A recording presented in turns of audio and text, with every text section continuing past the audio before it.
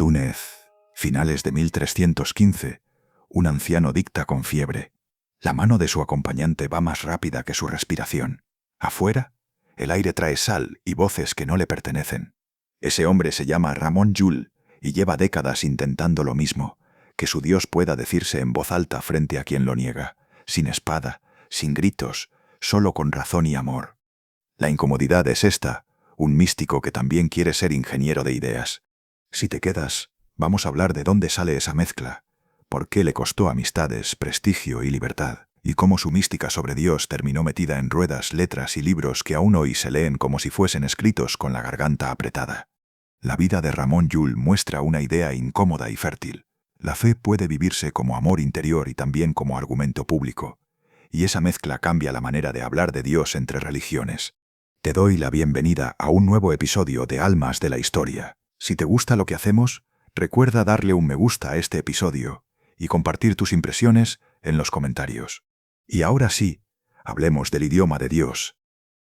Capítulo 1. Versos, seda y una noche imposible. Palma de Mallorca todavía está aprendiendo a ser otra cosa.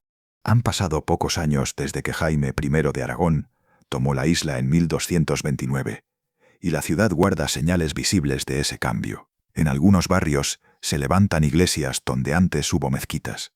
En otros, las casas nuevas comparten calle con muros más antiguos y en el mercado conviven acentos distintos: catalán, árabe, hebreo. No hace falta entender cada palabra para notar que el lugar funciona como una frontera viva. En ese escenario nace Ramón Llull, hacia 1232. De su infancia quedan datos sueltos. Las fuentes no conservan un cuaderno de escuela, ni una lista clara de maestros. Se intuye una educación propia de una familia con posición, algo de latín, doctrina cristiana y hábitos cortesanos. Lo que sí parece claro es el ambiente general. Mallorca es una pieza del Mediterráneo en plena fricción entre mundos. La frontera, cuando se vive desde dentro, entra en los sentidos. En la puerta de una casa se oye una oración cristiana. 2 calles más allá se escucha una conversación en árabe. En los almacenes circulan mercancías. En los muelles la madera cruje bajo cajas que llegan y se van. Un niño crece aprendiendo que la realidad puede nombrarse de varias maneras, y que la fe también tiene lengua. Ramón crece, y, siendo aún joven, entra en la órbita de la corte. Las biografías tradicionales lo sitúan como paje del infante Jaime, hijo de Jaime I, y con el tiempo como preceptor y tutor del mismo. La precisión de los cargos cambia según autores y épocas, y conviene decirlo con cuidado. Lo importante para la historia es el núcleo. Ramón se forma en un entorno donde el prestigio se gana con presencia, palabra y audacia. La corte medieval funciona como una escuela de mirada. Allí se aprende a detectar el gesto que manda y el gesto que suplica. Se aprende a callar cuando conviene y a hablar cuando se abre el hueco. En ese mundo la palabra puede ser un arma fina. Un trovador es más que un músico. Es un artesano del deseo, alguien que sabe poner emoción en verso para que otros la repitan. Ramón, según su propio relato tardío, se deja llevar por esa corriente. Vive con alegría, busca placer, busca brillo. Lo dice sin maquillaje en la Vita Coetanea, el texto autobiográfico que dicta ya anciano. Allí se describe como alguien entregado a una vida licenciosa, ocupada por amores, por vanidad y por esa ligereza que a veces se confunde con juventud. Esa confesión es relevante porque marca el contraste con lo que vendrá. La imagen que queda es nítida. Un hombre bien vestido, rodeado de gente, riendo en un salón iluminado. Fuera, la noche de Palma. Dentro, el calor de los cuerpos, el sonido de una cuerda pulsada y las palabras que se lanzan como guiños. Hacia 1257 se casa con Blanca Picani. Es un dato sólido en la tradición biográfica, y también lo es la existencia de sus hijos, Domènec y Magdalena. El matrimonio coloca anclas. La fiesta ya no basta. La casa exige otra clase de presencia. Los hijos cambian la manera en que un hombre mira el futuro, incluso cuando no lo admite en voz alta. Durante aproximadamente una década, la biografía de Ramón encaja en el molde de un cortesano exitoso. Escribir versos, moverse en círculos de poder, mantener la reputación y sostener una familia. La rutina empieza a tomar forma, y ese es el momento en que esta historia se vuelve humana de verdad, porque el giro que viene no le ocurre a un solitario. Le ocurre a un marido, a un padre y a alguien atado por afectos y obligaciones. En casa, la vida cotidiana tiene sonidos pequeños, pasos, una puerta, un niño que se despierta, el agua que cae en una palangana. En los relatos históricos, estos detalles suelen desaparecer, pero aquí importan. Un cambio espiritual radical no ocurre en abstracto, ocurre en medio de lo concreto. Y entonces llega 1263. Las fuentes cuentan un episodio con una forma casi teatral, y aún así, profundamente íntima. Una noche, Ramón está componiendo una canción de amor cortesano. Es posible que estuviera dedicada a una dama que no era su esposa. Ese matiz aparece en algunas narraciones, aunque el detalle exacto es difícil de asegurar. Lo verificable es lo esencial. En ese momento tiene la visión de Cristo crucificado. La visión se repite. Algunas versiones hablan de 5 noches seguidas. No conviene narrar esto como si fuera una escena de espectáculo. La experiencia mística, cuando es real para quien la vive, deja un rastro físico, temblor, sudor o un silencio que cuesta sostener.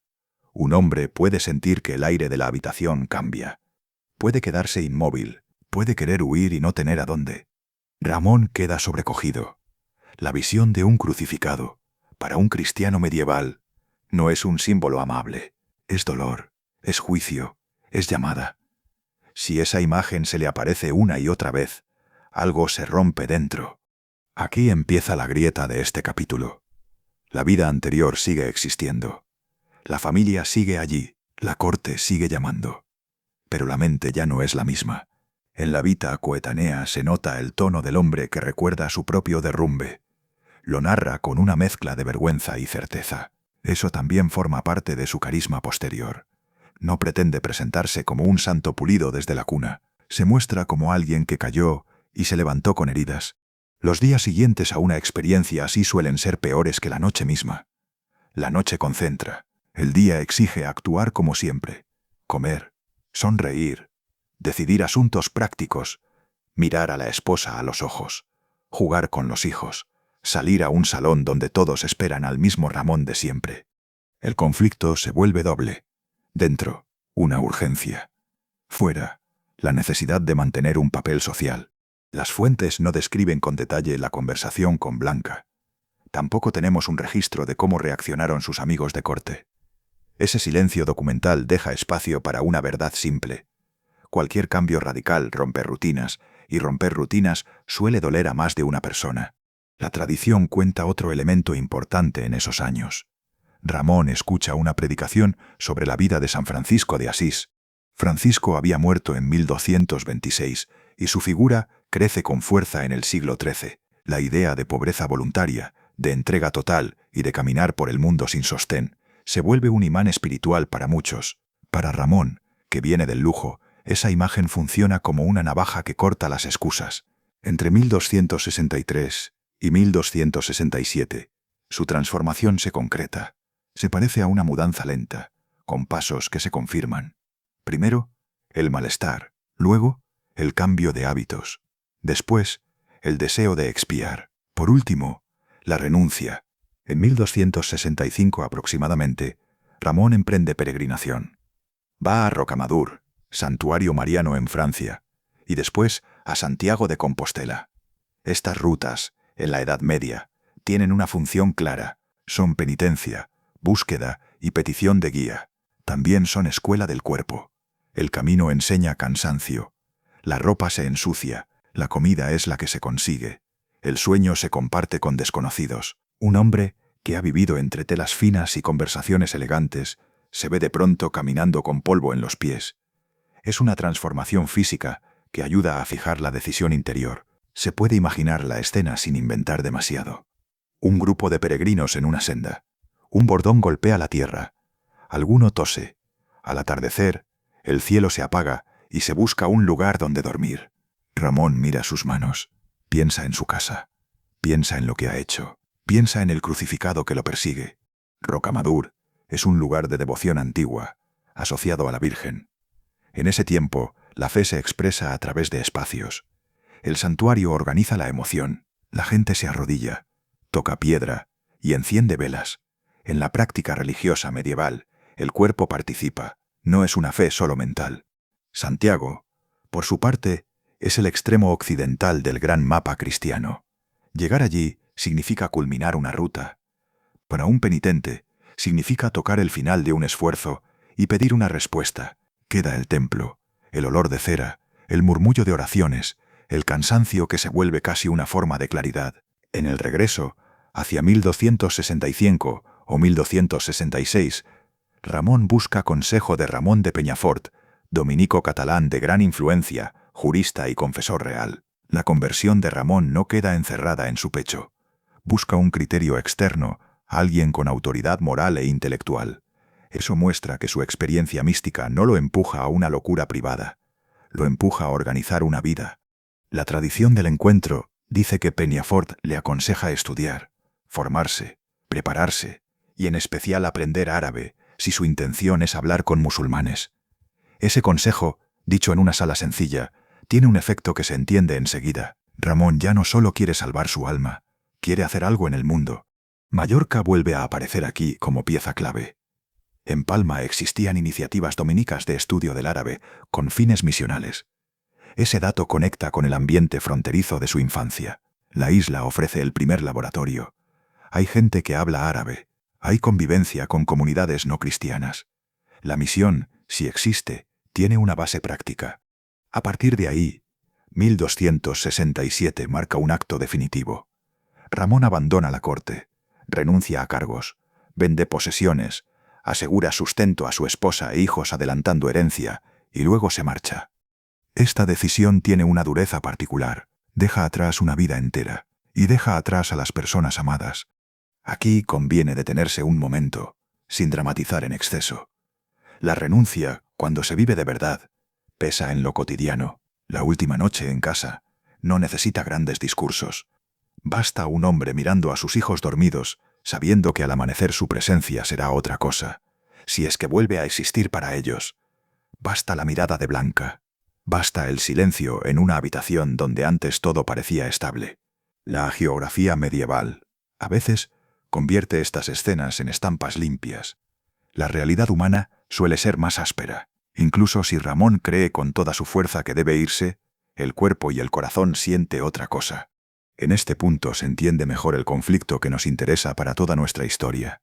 Ramón no se convierte en un asceta que desprecia la vida anterior como si nunca hubiera importado. Su decisión tiene coste precisamente porque lo anterior importa. También se entiende algo más. Su futura obra, tan preocupada por el amor a Dios, nace sobre un suelo emocional real. Un hombre que ha amado de manera desordenada conoce el hambre. Un hombre que ha vivido entre placeres sabe lo que pierde. Esa experiencia bien llevada puede volverse intensidad espiritual. El capítulo termina con Ramón ya fuera del salón, ya lejos de la comodidad, ya vestido con otra sencillez. No se trata aún del gran escritor, ni del polemista, ni del inventor de métodos. Todavía no. En 1267 es, ante todo, un hombre que ha escuchado una llamada y ha cortado su vida por la mitad. En Palma quedan cosas, un hogar, un nombre conocido, y la sensación, en quienes lo vieron partir, de que ese tipo se ha ido demasiado lejos. Del otro lado, empieza una etapa distinta. Buscar una forma de hablar de Dios que no dependa solo del temblor de una noche. Una forma que aguante a plena luz. Capítulo 2. El árabe, la montaña y las letras de Dios. Ramón vuelve a Mallorca en 1267 con una idea fija y un problema inmediato. Su fe ya no se negocia dentro de un salón. Quiere llevarla a un lugar donde le respondan. Para eso, necesita una cosa que en su mundo cristiano suena extraña: comprender al otro en su propia lengua.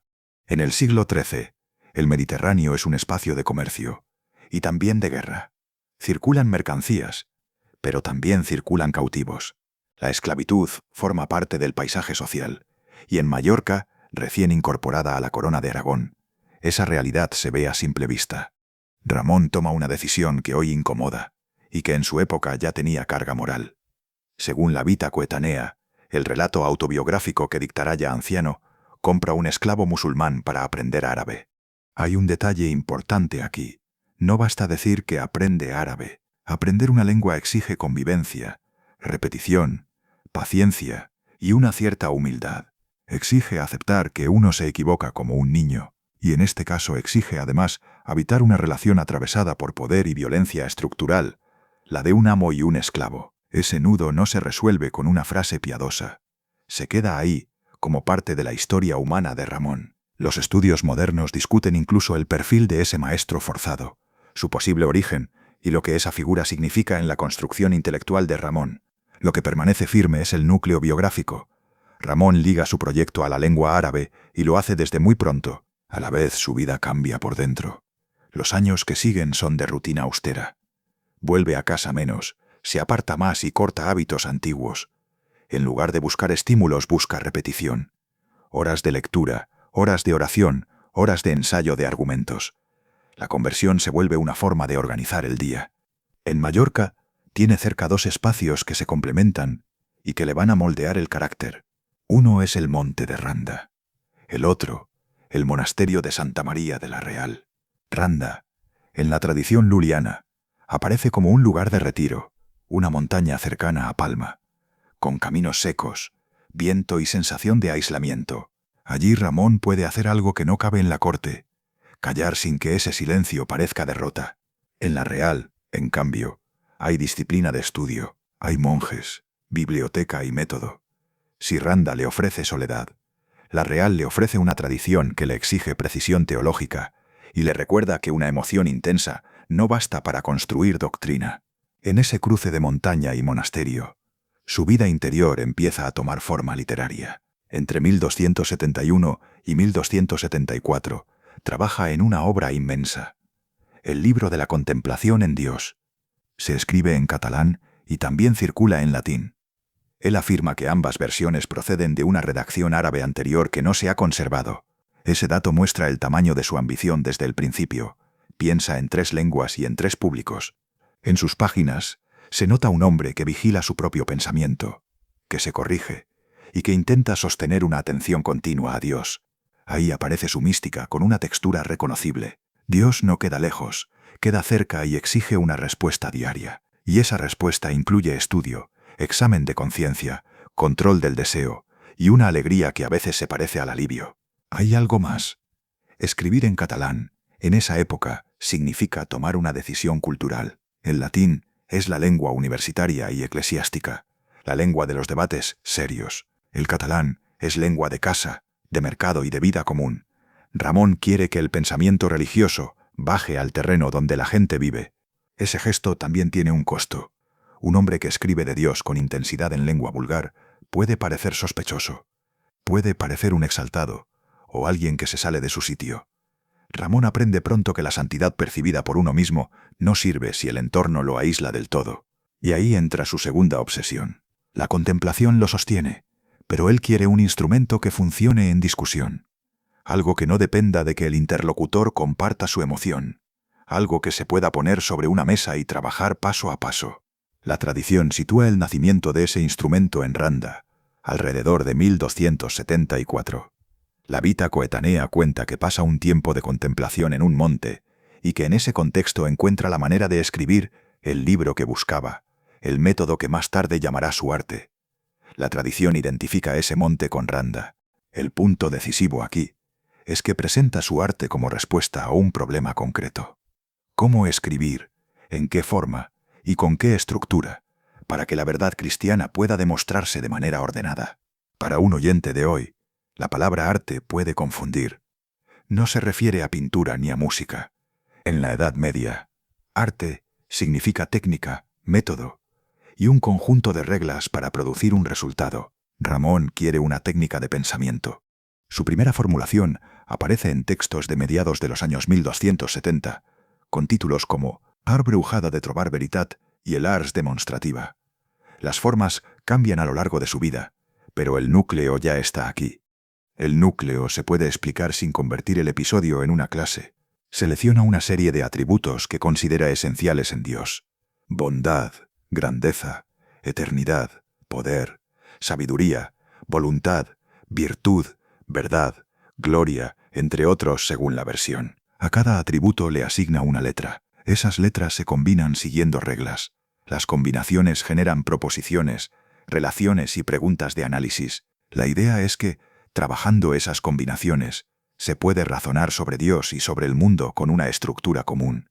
Lo importante no es la mecánica exacta en este punto, lo importante es la intención. Ramón busca un terreno compartido, un sistema que, al menos en teoría, permita dialogar con judíos y musulmanes en un nivel conceptual sin depender del simple choque de autoridades sagradas. Por eso su arte se asocia desde el inicio al diálogo interreligioso y a la misión.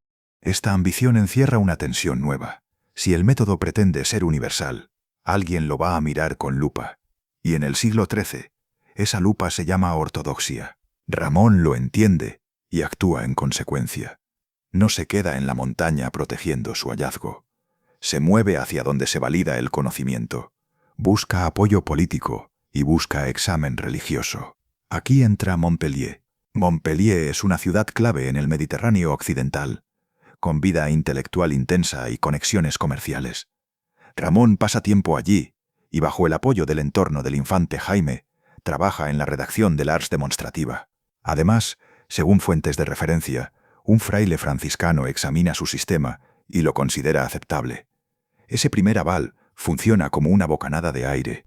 No solo necesita creer que su método sirve, necesita que un hombre formado en teología diga que no está desviándose demasiado. Y entonces llega el gesto que convierte su proyecto en institución. Miramar. En 1276 se funda el monasterio de Miramar, en Mallorca, cerca de Deià. La idea es práctica y directa: formar frailes, en concreto franciscanos, para que aprendan árabe y puedan actuar como misioneros en tierras islámicas. La fundación recibe confirmación papal en una bula fechada el 17 de octubre de 1276, bajo el Papa Juan XXI. Aquí conviene detenerse en la imagen. Un edificio sobrio en la costa, un grupo reducido de frailes, libros, ejercicios de lengua, horas de lectura, la repetición de sonidos árabes en una isla cristiana. Y en medio de ese esfuerzo, Ramón con su arte, intentando enseñar a otros a razonar del modo en que él cree que Dios le ha mostrado. Miramar también revela otra capa de Ramón. No quiere solo escribir, quiere multiplicarse. Quiere que su método salga de su cabeza y pueda usarse sin él. Esa necesidad explica su energía posterior, sus viajes, sus insistencias y su terquedad frente a puertas cerradas. Al mismo tiempo, Miramar deja ver la fragilidad del plan. Una escuela puede nacer por voluntad de un rey y una bula papal, pero el mundo no cambia por decreto. Las universidades aún no han dado su veredicto. La curia romana aún no se compromete con entusiasmo. Y las tierras islámicas, objetivo último de su misión, no se abren por buena voluntad. Ramón termina esta etapa con algo tangible por primera vez, un método en desarrollo y una casa de formación en pie. También termina con una presión nueva. Ahora su idea tiene testigos, alumnos y un nombre. Si falla, falla en público.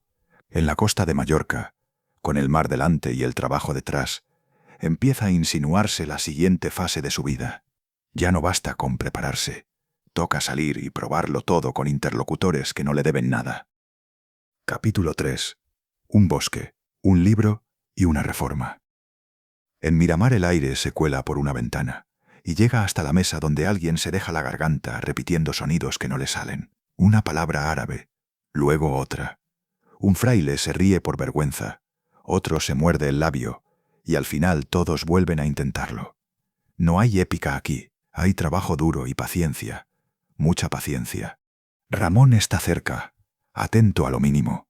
Sabe que su proyecto acaba de entrar en una fase peligrosa. Cuando una idea vive solo en la cabeza de quien la inventa, siempre parece perfecta. Cuando se la pones a otro delante, con frío, con cansancio y con miedo a equivocarse, salen las costuras.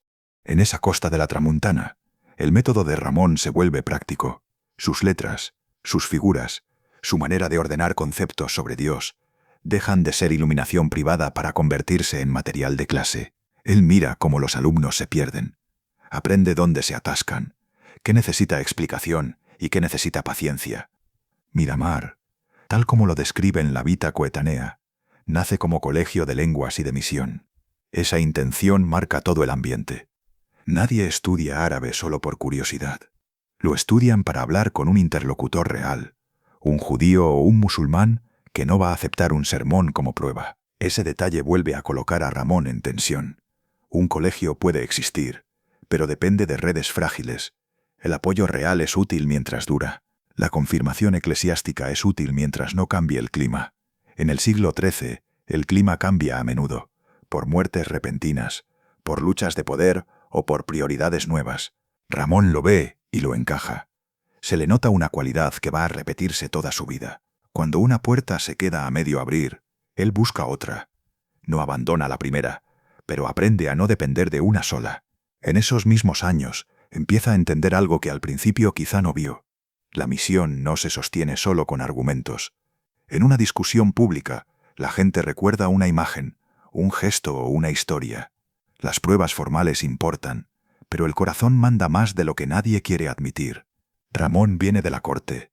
Ha vivido rodeado de versos y música. Sabe lo que hace una buena frase, cuando cae en el momento justo. Durante años usó esa herramienta para gustar. Ahora quiere usarla para enseñar. Este es el cambio silencioso del capítulo. La obsesión por un lenguaje universal se mantiene, pero aparece otra obsesión más humilde. Llegar a la gente. Empieza a moverse. Los registros de sus itinerarios en estos años no siempre son detallados. La documentación medieval es desigual, y a veces solo tenemos la obra como pista.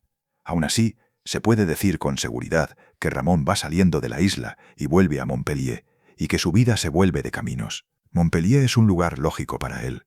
Tiene vida intelectual, relaciones políticas ligadas a los dominios de la corona, y un ambiente donde circulan debates. El viaje en el siglo XIII tiene un ritmo duro. Días enteros de polvo, posadas con camas compartidas, comida repetida, y el peligro de lo normal, fiebre, una pierna que se hincha, un asalto o un puerto cerrado. En esos trayectos se encuentra con jerarquías, no siempre con hostilidad abierta, más bien con cautela. Un proyecto que pretende probar la fe cristiana, con un sistema propio suena raro. Un laico que escribe en lengua vulgar y propone métodos universales suena raro. Los frailes mendicantes, dominicos y franciscanos, tienen su propio prestigio y también sus propias rivalidades. Las universidades están construyendo autoridad y protegen su territorio. Todo esto forma un fondo real. Ramón aprende a hablar con esa realidad sin romperla del todo. Sabe insistir. Lo cuenta con crudeza en su vida coetánea, cuando años después recuerda su vida como una serie de empujones contra paredes que apenas se mueven. Y mientras insiste, cambia de táctica. Escribe más, escribe distinto. En algún punto de la mitad de los años 70 del siglo XIII, compone una obra que hoy se lee como un gesto adelantado a su tiempo, el Llibre del Gentile dels Tres Savis. Los catálogos y ediciones críticas suelen situarlo entre 1274 y 1276, con dudas razonables sobre el lugar exacto de redacción, Mallorca o Montpellier. Ramón elige una escena simple, un bosque, un lugar apartado donde el ruido político desaparece. Allí pone a un gentil, que en la terminología medieval significa alguien fuera de las religiones reveladas, un hombre inteligente, pero sin fe definida. Ese gentil está triste, y la tristeza importa. Ramón sabe que una discusión teológica sin necesidad humana suena hueca. Aparecen tres sabios, un judío, un cristiano y un musulmán. Se presentan con dignidad y con cortesía. Cada uno expone su ley, su manera de entender a Dios, con argumentos y con forma bella. En el libro hay reglas simbólicas para que la disputa no se convierta en barro. Ramón imagina incluso condiciones previas, casi un código de conducta. Este detalle tiene fuerza narrativa y fuerza histórica. Ramón está ensayando el mundo en el que quiere vivir, un mundo donde la diferencia religiosa se discute sin insulto y donde el rival tiene rostro, en pleno siglo XIII, con cruzadas aún en la memoria reciente y fronteras activas. Esto es una apuesta osada. También tiene una segunda función. El libro muestra un método. Ramón está enseñando cómo discutir y entrenando al lector en un tipo de conversación. Lo más interesante es el final. Los sabios piden al gentil que no revele qué religión elige. Es una decisión literaria extraña, y por eso se recuerda. Ramón evita la escena típica del triunfo final. Prefiere dejar el diálogo abierto como si dijera que lo importante es aprender a razonar juntos. Ramón ha encontrado un vehículo. El método puede estar dentro, pero la historia es la puerta de entrada. Y entonces sube una apuesta más. Montpellier, 1283. Ramón escribe, Blanquerna. La cronología general está bien asentada en estudios y ediciones, y suele situarse en torno a 1283, con algunos márgenes que llegan a 1285 según tradiciones editoriales. Lo relevante para nuestra historia es el momento. Ramón ya ha probado el diálogo como ficción. Ahora va a usar la novela como mapa de reforma. La novela empieza con una pareja. Ebast y Aloma. Son padres. Viven con una religiosidad que intenta ser honesta. De esa casa sale Blanquerna, el protagonista. La historia lo empuja por distintas formas de vida cristiana y de responsabilidad eclesiástica. Monje, abad, obispo, papa. Y al final, el retorno a la vida eremítica. Esta estructura es intencionada. En el siglo XIII la Iglesia tiene poder político, económico y simbólico. También tiene crisis internas. Reformas, tensiones entre clero secular y órdenes, problemas de disciplina o debate sobre pobreza. Ramón usa la novela para poner en escena un ideal de reforma sin escribir un documento jurídico. En una novela puede mostrar el desgaste del cargo, las tentaciones del poder o la necesidad de limpieza interior. Blanquerna, además, le permite una cosa que un tratado no permite. Le permite mostrar. El lector ve decisiones en marcha, ve efectos, ve el coste humano de la virtud cuando se convierte en norma diaria. Dentro de Blanquerna ocurre algo aún más decisivo. Aparece el libro del amigo y del amado. Muchas ediciones lo presentan como sección semiautónoma incluida en el último tramo de la novela, ligado a la vida eremítica. Reúne 365 piezas breves, una por día del año, según la tradición editorial, como recogen editoriales especializadas como Barcino, y repertorios de obra en catalán. Son textos cortos, hechos para ser recordados. Aquí la mística de Ramón cambia de forma. Sigue siendo la misma hambre de Dios, pero abandona el formato largo del libro de la contemplación. Se vuelve fragmento, destello controlado, pensamiento que cabe en la memoria de alguien que trabaja y no puede leer horas. El protagonista de esas piezas es el amigo, que representa el alma. El amado representa a Dios. Entre ellos hay amor, deseo, disciplina, a veces alegría, a veces sequedad. Ramón escribe desde una intimidad que busca sostener una vida interior. Este punto conecta con su pasado de trovador. Su oído para la frase breve ahora sirve a la oración. Hay imágenes que se clavan. Hay giros que suenan como algo que se dice en voz baja. En la tradición cristiana medieval, la mística puede quedar separada de la teología escolástica. Una habla del amor, la otra del concepto. Él intenta mantener ambas en un solo cuerpo.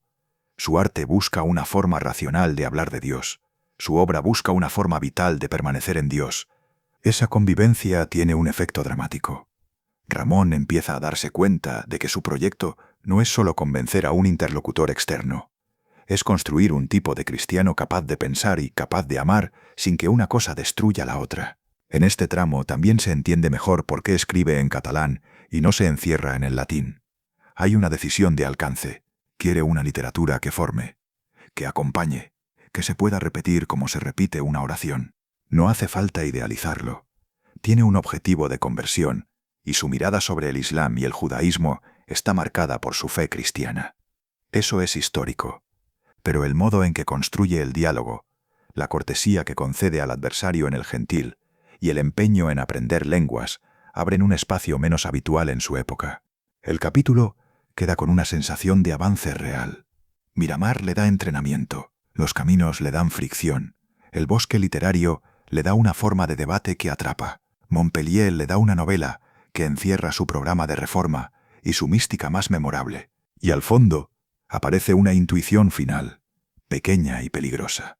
Si quiere que su método sea tomado en serio por la cultura oficial, tendrá que llevarlo al lugar donde se decide qué cuenta como saber. Allí los aplausos se dan poco y el juicio cae rápido. París ya asoma como una pared enorme. Capítulo 4. París lo examina. Túnez lo encierra. París tiene un frío que entra en los huesos y se queda. En invierno, el aire corta la cara. En verano, el polvo se pega a la ropa. La ciudad está llena de estudiantes jóvenes, algunos pobres, algunos bien vestidos, pero todos con hambre de prestigio. Los ves caminar rápido, con un libro apretado contra el pecho, como si el libro fuera una llave. Ramón llega ahí en 1286, con más de 50 años, con una vida que ya pesa en la espalda y con un método que quiere colocar en el centro de la cultura europea. En esa época, París significa la universidad, y dentro de ella, una forma de discutir que se ha vuelto a la medida del pensamiento cristiano. Disputa, objeción, respuesta. Se habla en latín, se cita, se exige precisión. A Ramón se le atribuye el título de Magister en la Universidad de París en ese año. En la tradición se le llama Magister Ramón, y varias biografías repiten ese dato. A la vez, algunos repertorios de espiritualidad recuerdan que la documentación sobre su enseñanza efectiva allí resulta esquiva. Aparece el título, falta el papel que lo certifique todo con comodidad. Esa mezcla es típica de la vida medieval. A él le basta con una cosa. La puerta ya no está cerrada del todo. El sello, sin embargo, no garantiza el recibimiento. En las aulas, su arte suena raro. Sus figuras, sus letras, su modo de combinar principios para construir argumentos, chocan con hábitos consolidados. La universidad se ha criado con Aristóteles como base y con la teología como árbitro, y al mismo tiempo vive una tensión interna que todavía se nota en el ambiente. Desde 1277, el obispo Etienne Tempier ha condenado 219 proposiciones que circulaban en disputas de la Facultad de Artes. Eso es un aviso. En París se discute mucho, pero también se vigila. El miedo a una filosofía que se suelte de la fe está en la memoria institucional. Ramón entra con una promesa enorme. Su arte pretende funcionar como instrumento general, válido para discutir con musulmanes y judíos sin depender solo de autoridades sagradas. Él cree que ese suelo común existe y cree que su método lo hace visible. En la práctica, muchos maestros oyen otra cosa. Oyen un laico que llega con un sistema propio. Oyen una mecánica de letras que se parece demasiado a un juego para quien vive de silogismos clásicos. Oyen, en el mejor de los casos, una rareza. En el peor, un peligro. El rechazo no siempre se presenta como bofetada. A veces llega como cortesía fría. Una sala donde te escuchan y luego se van. Una promesa de revisar el texto y un silencio que dura semanas. Un elogio formal y ninguna invitación a repetir. En esa misma estancia parisina, Ramón escribe. No renuncia a su otra vía, la literatura. Entre 1287 y 1289 redacta el libro de Merabeles, conocido también por el nombre de su protagonista, Félix. Lo hace en París, y esa fecha la sostienen catálogos editoriales y repertorios literarios catalanes. La decisión tiene inteligencia dramática. Si el aula lo mira con desconfianza, el libro puede pasar de mano en mano. Si los doctores se cierran, el lector común puede abrirse. Félix viaja y pregunta. Se asombra y se indigna. Encuentra sabios, encuentra escenas que enseñan sin sonar a sermón. Utiliza la maravilla como envoltorio didáctico, porque conoce a la gente. Sabe que un argumento largo se pierde y que una escena bien puesta se queda. Mientras escribe, el mundo se endurece. Las cruzadas siguen pesando como idea política. El Mediterráneo sigue siendo frontera. La Iglesia busca reformas y también busca control. Las órdenes mendicantes crecen en influencia. Y la universidad se vuelve cada vez más celosa de su autoridad. En 1290, Ramón se mueve hacia Roma. Lo que busca allí tiene dos caras. Busca respaldo para su método y busca apoyo para una estrategia más amplia que liga misión y política. Roma, en teoría, es el lugar donde se alinean las piezas. En la práctica, Roma es un laberinto. Curia, audiencias y prioridades que cambian según el día. Ramón se mueve ahí como un hombre con prisa y con poca paciencia para el teatro de la espera. Presenta ideas, insiste, busca interlocutores. El resultado es pobre. En 1291 aparece de nuevo Génova. La ciudad es puerto y negocio. Para él, Génova significa salida hacia el sur. Significa Túnez. En enero de 1292 ocurre algo que le toca un nervio. Jaime II decide cerrar Miramar. Ese dato es clave porque Miramar era su prueba tangible, su institución. Perderla es perder una parte de su esperanza de formar a otros. El año 1293 se abre con un Ramón distinto, más cansado, más consciente del riesgo. Su proyecto siempre tuvo una parte idealista. La idea de que la verdad, bien ordenada, puede convencer. Ahora se asoma otra realidad. El otro puede escucharte y aún así llevarte a una celda. La crisis estalla en Génova. Las fuentes la describen con un detalle poco habitual. Ramón piensa en el viaje, piensa en la posibilidad de muerte o prisión, y el miedo le muerde de verdad. Se prepara para embarcar, el barco se va sin él, y después cae enfermo. En Pentecostés de 1293, vive un episodio de vergüenza y visión, y en medio de esa fiebre toma decisiones sobre órdenes religiosas que muestran su estado interior. Aquí conviene mirar al personaje sin elevarlo. Un místico también tiembla. Un hombre que ha construido un método para sostener certezas también puede quedarse paralizado ante un barco. Se recupera, se rehace y se embarca. Hacia septiembre de 1293 llega a Túnez, bajo dominio hafsí. La ciudad es una capital con vida intelectual, con juristas, teólogos y círculos de debate propios. Entra ahí con una idea estratégica: hablar con los más instruidos, abrir diálogo y probar su arte en un terreno sin cortesías cristianas. La crónica de Josep María Ruiz añade un detalle que se repite en la tradición biográfica. Ramón, según la Vita Coetanea, ofrece escuchar los argumentos musulmanes y declara que adoptaría esa religión si fueran más válidos que los cristianos. Esa actitud, que parece casi suicida en términos sociales, enciende la alarma. La misma fuente explica que ciertos líderes persuaden al sultán para encarcelarlo, que llega a condena de muerte y que esa sentencia se conmuta por destierro. La prisión es un lugar donde el tiempo se vuelve simple. Luz y sombra, hambre, un guardia que abre una puerta, un ruido de llaves. Ramón sale vivo, y esa supervivencia no le suaviza el carácter, lo endurece en lo esencial. Su método ya no es solo un libro, es algo por lo que ha pagado con el cuerpo. Nápoles lo recibe como se recibe a un expulsado, con distancia, con una cama prestada, quizá con ayuda de contactos eclesiásticos. En 1294, el papado entra en un periodo extraño. Celestino V es elegido en julio de 1294. Ramón deja Nápoles y viaja a Roma. Roma, esta vez, se convierte en taller. Entre 1294 y 1296, escribe mucho. Dos obras destacan en esa etapa.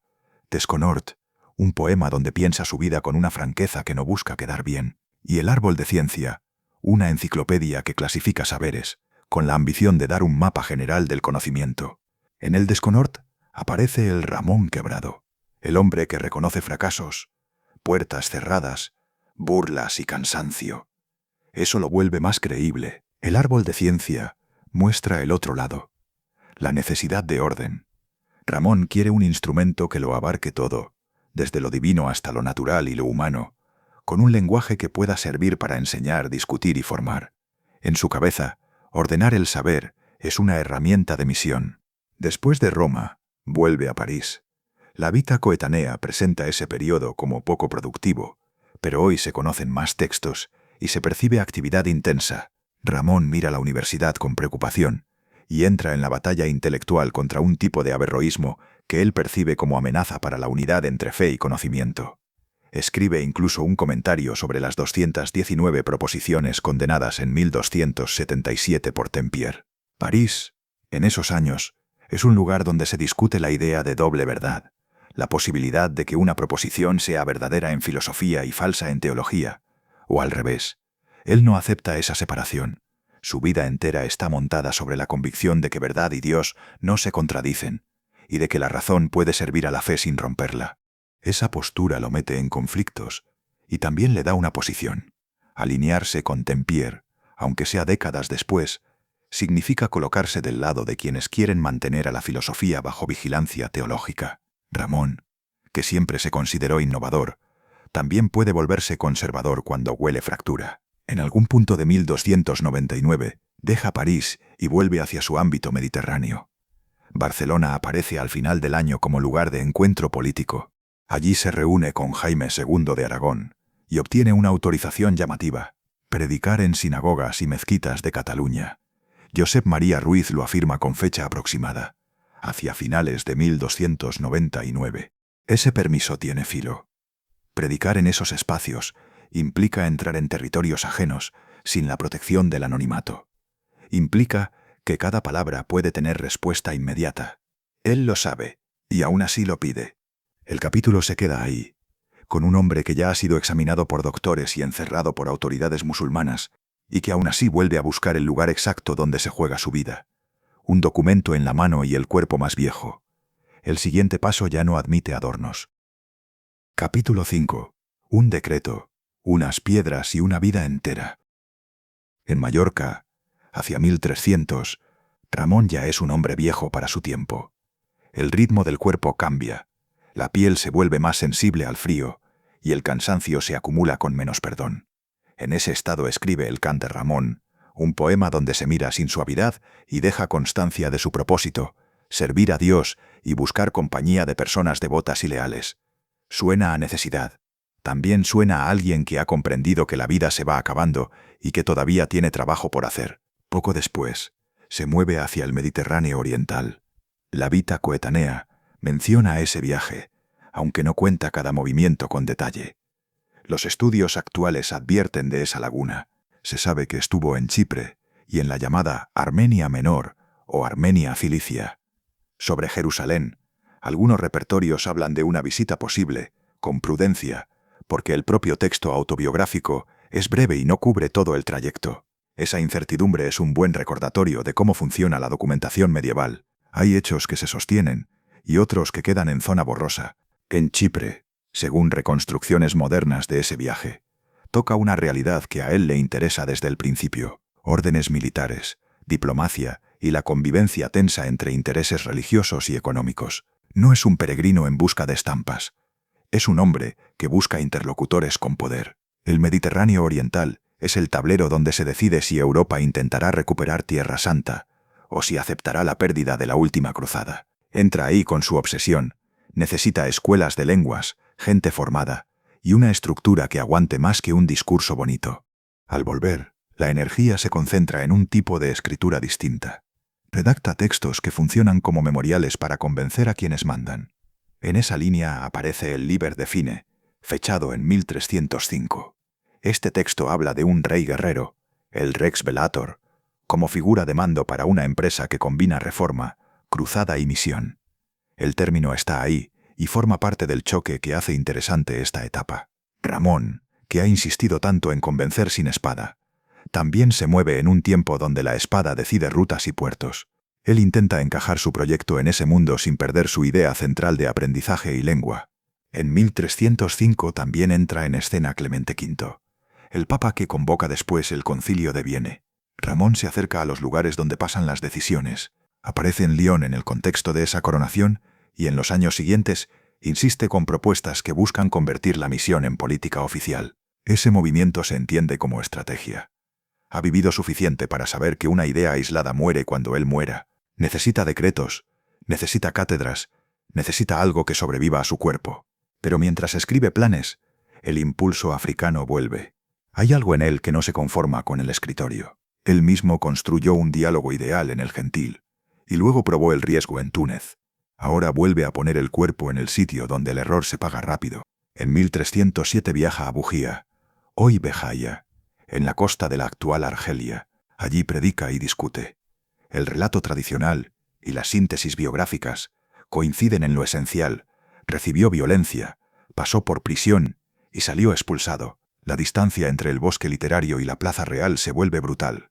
La escena del apedreamiento, tal como suele contarse, no hay que convertirla en morbo. Basta imaginar la primera piedra, el sonido seco contra el suelo, la gente que retrocede o se acerca según su ánimo, un hombre mayor que no corre rápido. Si realmente se produce esa agresión en Bujía, la experiencia deja algo más que dolor, deja una comprobación.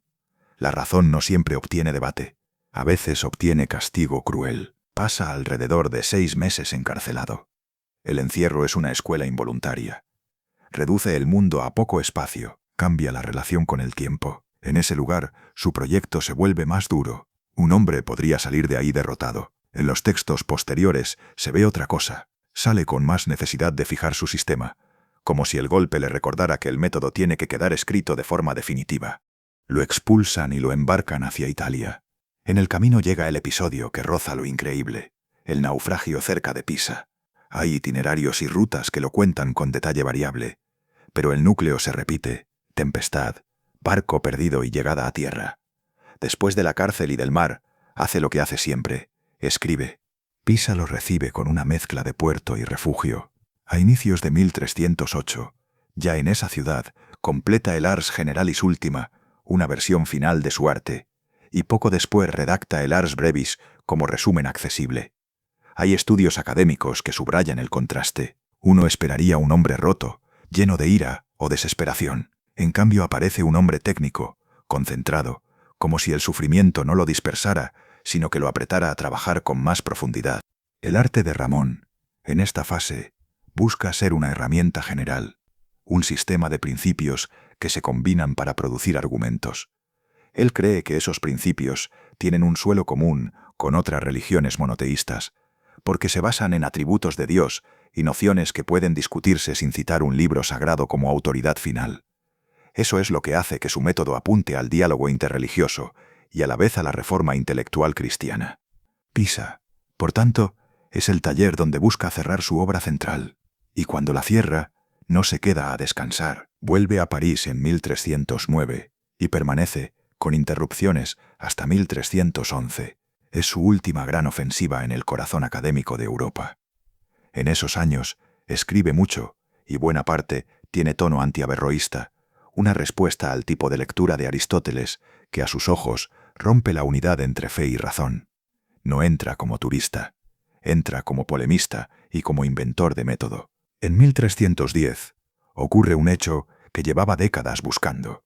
Un grupo de 40 maestros y bachilleres de artes y medicina firma un documento aprobando el Ars Brevis. El dato se repite en cronologías especializadas y también aparece citado en estudios de historia intelectual.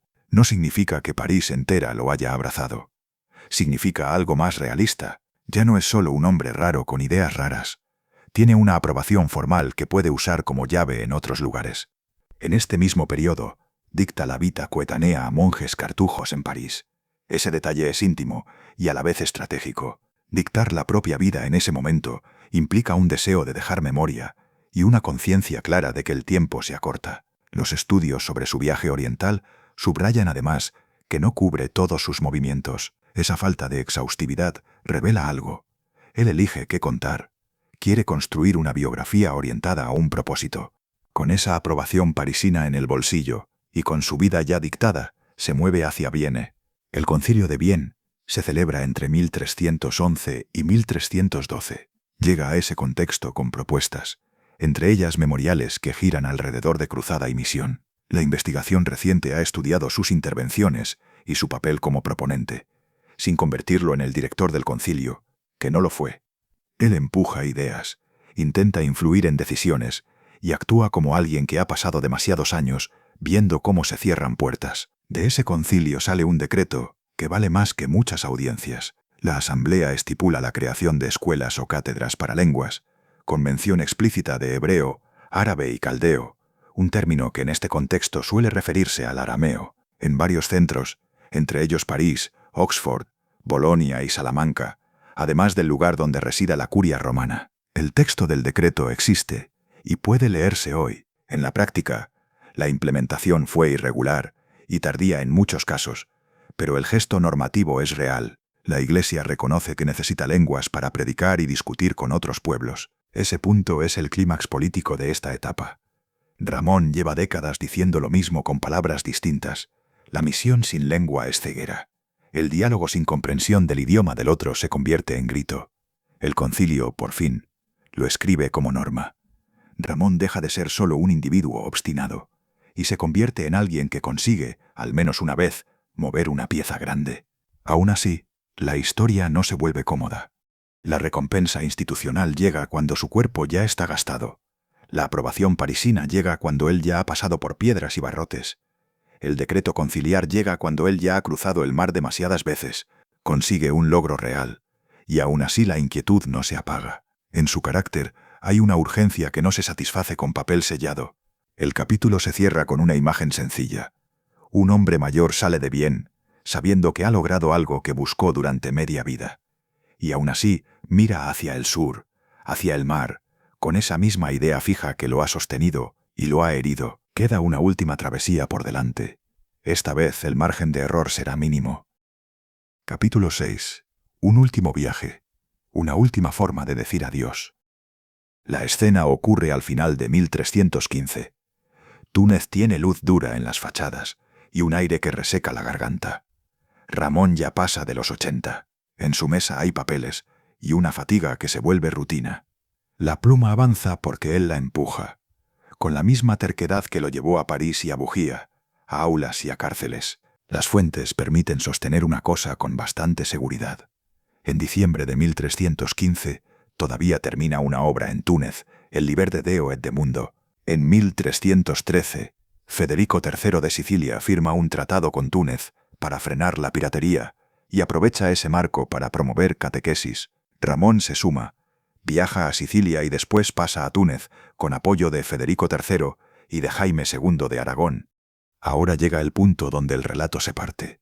A partir de diciembre de 1315, el rastro se vuelve fino. Algunas fuentes sitúan su muerte en Mallorca, después de marzo de 1316. Junto a esa versión, vive otra tradición, más dramática y más popular. Habla de martirio por lapidación en el norte de África, con frecuencia en Bujía, y a veces con el detalle de que muere durante el regreso. MacTutor recoge esa tradición y subraya la falta de evidencias que la sostengan. Aquí aparece un fenómeno habitual en biografías medievales, un episodio real de violencia, como el de Bujía en 1307, puede crecer con los años y acabar colonizando el final, porque la muerte heroica encaja con la devoción. Hay incluso fuentes antiguas que fijan un final distinto. La Enciclopedia Católica de 1911 lo sitúa muriendo en Túnez, el 29 de junio de 1315. Esa fecha choca con el hecho de que obras suyas quedan fechadas en Túnez en diciembre del mismo año. Con ese terreno, la opción más prudente queda así. Escribe en Túnez hasta diciembre de 1315. Después muere en un momento posterior, y una línea de referencia académica fuerte lo sitúa muriendo ya en Mallorca, después de marzo de 1316. La escena exacta, el lugar exacto, el día exacto, quedan fuera de lo comprobable con comodidad. El cuerpo, en cambio, tiene un lugar que se puede visitar. En Palma, la Basílica de San Francés guarda su sepulcro. La información institucional de turismo cultural del gobierno de las Islas Baleares describe la tumba y da un dato concreto. El sepulcro es de 1487, obra del escultor francés Sagrera, con sarcófago de alabastro y la figura yacente del doctor Illuminat. Luego ocurre algo lento y muy humano.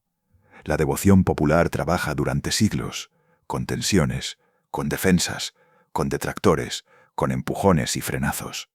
En 1847 llega un reconocimiento oficial del culto. Un catálogo documental luliano publicado en 1912 recoge el decreto de Roma del 11 de septiembre de 1847, donde Pío IX confirma el culto que se daba en Mallorca al beato Ramón Llull y aprueba elementos litúrgicos asociados. El eco institucional llega tarde, y aún así llega. Con la muerte ordenada en lo posible, queda la llave del misterio. Durante todo el episodio, Ramón parece partido en dos.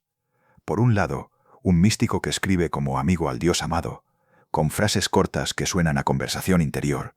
Por otro lado, un inventor de método, letras y combinaciones, casi una máquina de argumentar. Esa división se disuelve cuando se mira su intención profunda. Filosofía, teología y mística forman aspectos de un mismo proceso de conocimiento, y su proyecto busca un modelo universal para entender la realidad. Conocer a Dios por sus atributos y convertir mediante razones necesarias en diálogo con judíos, cristianos y musulmanes. Esa frase, conocer a Dios por sus atributos, parece técnica. En Ramón funciona como puente entre religiones. En la mística, el amigo nombra a Dios con deseo.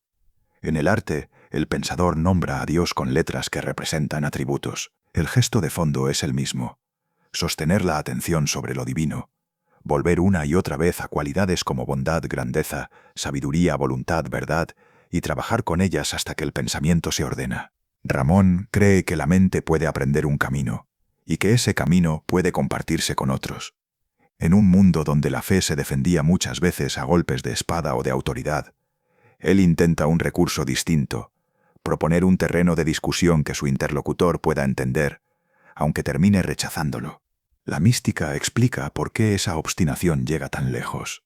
Él buscaba hablar de Dios de un modo comunicable. En su corazón la contemplación y el argumento caminan juntos. Un amor que se queda encerrado en el pecho le parece estéril. Un argumento que se queda sin fuego interior le parece vacío. Él intenta una forma de vida donde ambas cosas se sostienen. Por eso el final en Túnez tiene sentido. Un anciano en una ciudad africana, con el cuerpo cansado y la cabeza todavía activa, sigue escribiendo porque cree que cada página puede servir de puente, y cuando el dato se corta y la muerte se vuelve disputa, queda algo firme. Su empeño por unir razón, fe y lengua siguió influyendo, desde Miramar hasta el decreto conciliar de cátedras de lenguas, y desde la tumba de Palma hasta las bibliotecas que copiaron sus figuras durante siglos. La habitación de Túnez, la que cada uno imagina a su manera, termina en silencio. El sentido, en cambio, queda claro. Ramón buscó una sola cosa durante décadas: hablar de Dios de manera que otros pudieran entenderlo, y con suerte, acercarnos a la idea, simple, sencilla y poderosa, de que todos hablamos de un mismo Dios en diferentes idiomas. Gracias por escuchar.